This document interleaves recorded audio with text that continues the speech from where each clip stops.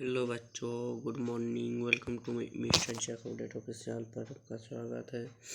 तो आज हम देखेंगे मॉर्निंग संबल जो प्रार्थना सभा में क्रम में पूछे जाते हैं। तो हम सबसे पहले जानेंगे आज के महत्वपूर्ण दिवस। 9/11/2026। 9 नवंबर उत्तराखंड स्थापना दिवस।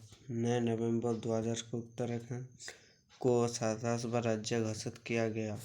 उत्तराखंड स्थापना दिवस, जिसे उत्तराखंड दिवस भी कहा जाता है, 9 नवंबर को मनाया जाता है। 9 नवंबर विश्व डाक दिवस। 9 नवंबर 1874 में बार्नसफील्ड, न्यूजीलैंड में यूनिवर्सल पोस्टल यूनियन की स्थापना की गई थी और 1969 में टोक्यो, जापान में यूनिवर्सल पोस्टल यूनियन कांग्रेस द्वारा इसकी वर्षगांठ को विश्व डाक दिवस के रूप में घोषित किया गया था।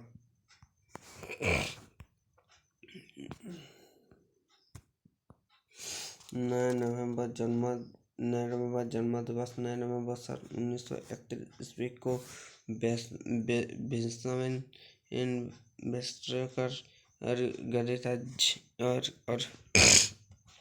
खगोल शास्त्री का जन्म मैरीलैंड का एक एलिकट मिल्स में हुआ था। 9 नवंबर पुण्यतिथि। 9 नवंबर सन 1948 ईस्वी में आज ही के दिन संस्कृत भाषा के पंडित जगन्नाथ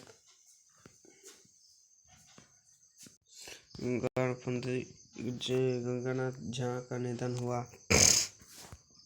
दिनांक 9/11/2024 को प्रार्थना सभा के क्रम में पढ़े जाने वाले मुख्य समाचार। अंतर्राष्ट्रीय जेडी वर्ष के शीर्ष होगा अमेरिकी उपराष्ट्रपति का ताज। विश्व राजनीति।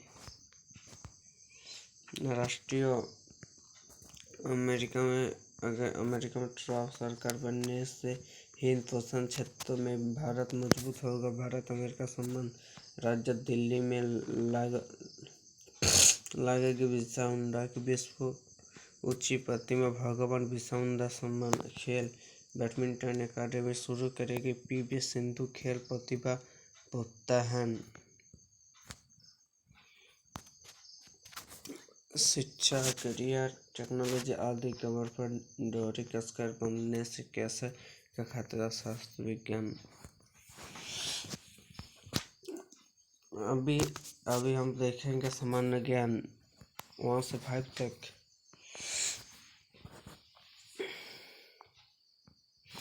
बुझो पहली। वह क्या है जिसके 4 पाँव हैं, वह चल नहीं सकता। मेज।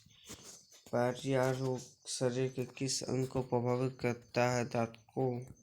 झारखंड की उप राजधानी कहाँ स्थित है। दुमका। वर्ग की आकृति में कुल भुजाओं की संख्या कितनी होती है। 4। फुटबॉल टीम में खिलाड़ियों की संख्या कितनी होती है। 11।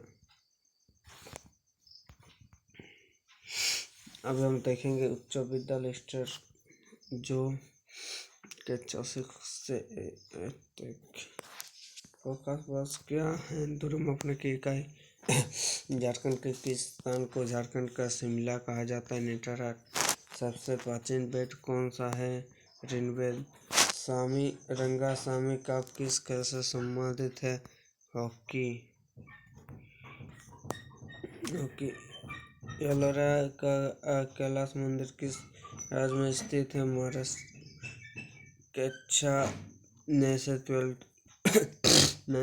तक। बल गुणा का मात्रक क्या होता है। Newton metre.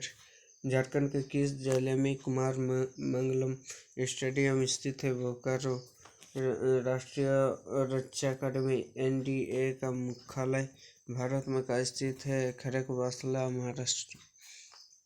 दिलवाला का जैन मंदिर कहाँ स्थित है। माउंट आबू, राजस्थान।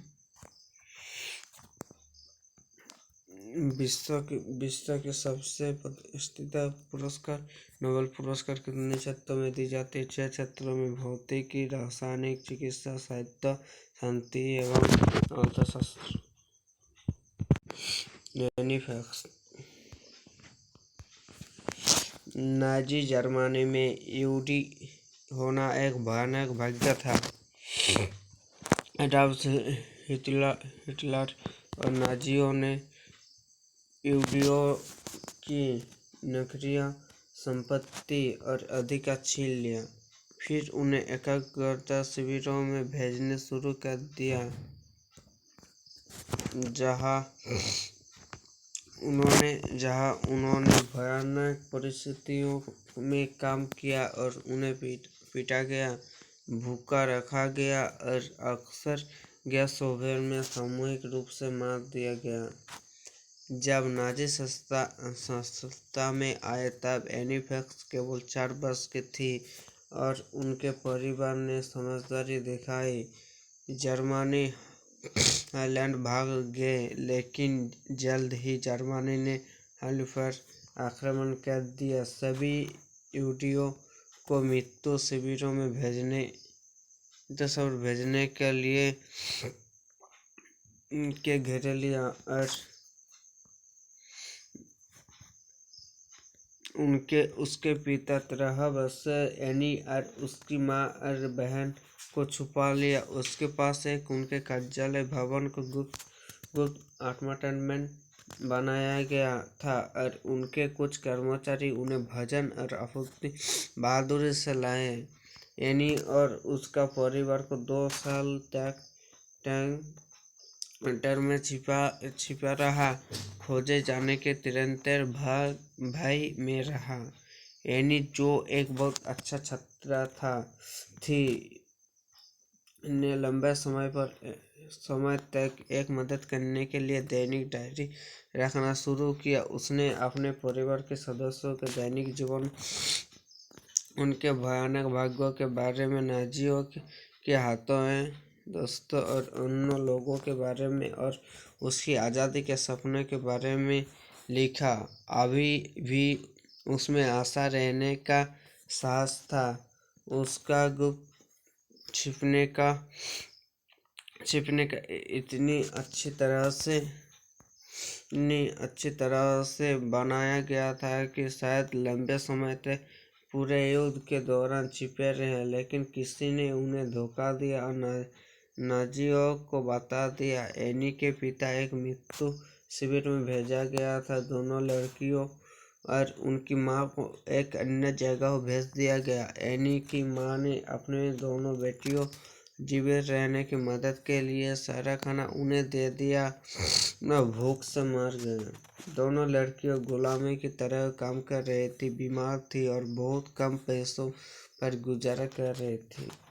सड़े हुए भोजन से कुछ महीनों बाद उसकी मृत्यु हो गई। एकमात्र जीवित बचे व्यक्ति एनी के पिता थे। युद्ध के बाद उन्होंने इंग्लैंड वापस आए और वफादार कार्यकर्ता जिन्होंने उनके परिवार को छुपाया था, उन्होंने उम्मीद करते हुए एनी डायरी सहज ली थी, इसे उसे लौटा दी।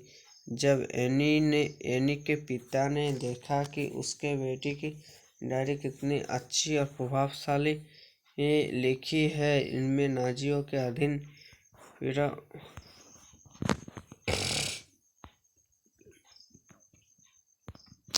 के बारे में बताया गया था, इसलिए उन्होंने इसे प्रकाशित करने का निश्चय किया।